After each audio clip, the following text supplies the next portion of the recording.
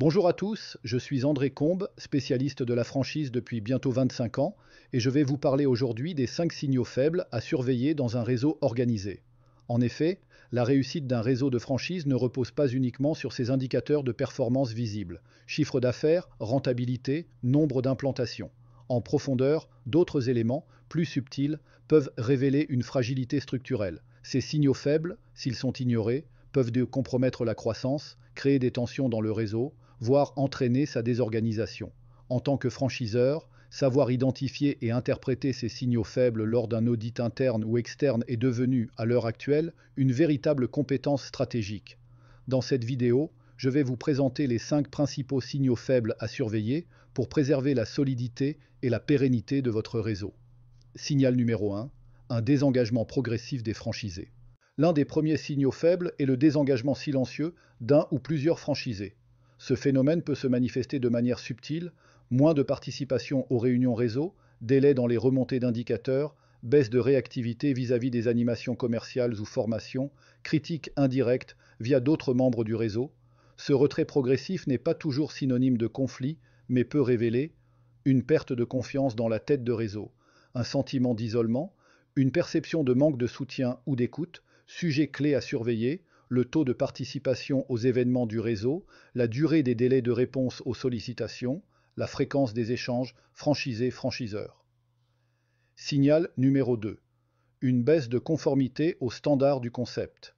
Un autre indicateur discret mais révélateur est la dérive progressive des unités franchisées par rapport aux standards définis par la marque. Affichage non conforme, process opérationnel non respecté, offres ou promotions locales non validées, communication hors cadre, etc.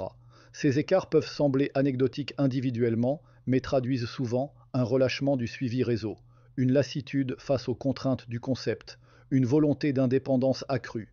Sujets clés à surveiller, les rapports d'audit qualité, les retours clients, les publications locales sur les réseaux sociaux et les remontées de l'animation réseau. Signal numéro 3, un turnover anormal des équipes franchisées. Bien que le franchisé soit juridiquement indépendant, le turnover élevé de ses collaborateurs, vendeurs, responsables, intérimaires, etc., peut être un symptôme indirect de dysfonctionnement plus large, difficultés de management local, pression commerciale excessive, défaut de formation initiale ou continue, un réseau qui ne parvient pas à stabiliser les équipes en point de vente perd en qualité de service, en image de marque et en fidélisation client. Sujet clé à surveiller, les données sociales transmises par les franchisés, si disponibles, les réclamations clients récurrentes et les signaux RH, recrutement fréquent, absence, conflits internes. Signal numéro 4, des tensions croissantes lors des échanges collectifs. Les réunions régionales ou séminaires annuels sont des moments clés pour évaluer la température du réseau. Une augmentation du nombre de prises de parole critiques, une polarisation des débats ou une multiplication des demandes de révision du contrat sont des marqueurs d'alerte. Ces tensions peuvent découler d'un sentiment d'inéquité dans le traitement des franchisés, d'une stratégie floue ou mal communiquée, d'un décalage entre les attentes terrain et les décisions du siège. Sujet clé à surveiller, les comptes rendus de réunion, les demandes récurrentes exprimées, le taux de satisfaction vis-à-vis du franchiseur via des enquêtes internes. Signal numéro 5, un ralentissement inexpliqué du développement du réseau. Enfin, l'un des signaux faibles les plus critiques est un ralentissement du développement, notamment lorsque les objectifs de recrutement de nouveaux franchisés ne sont pas atteints sans cause clairement identifiée. Ce phénomène peut être le symptôme d'un bouche à oreille interne négatif, d'un désalignement entre la promesse de l'enseigne et la réalité vécue, d'une image de marque dégradée dans le milieu professionnel, sujet clé à surveiller, le taux de transformation des contacts candidats franchise, les retours candidats en entretien, la réputation en ligne du réseau, avis, forums, réseaux sociaux. En tout état de cause, il est indispensable d'anticiper les failles pour renforcer la résilience du réseau.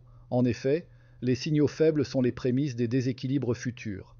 Contrairement aux signaux forts, résiliation de contrats, contentieux, chute brutale de chiffre d'affaires, ils sont souvent silencieux, diffus et discrets.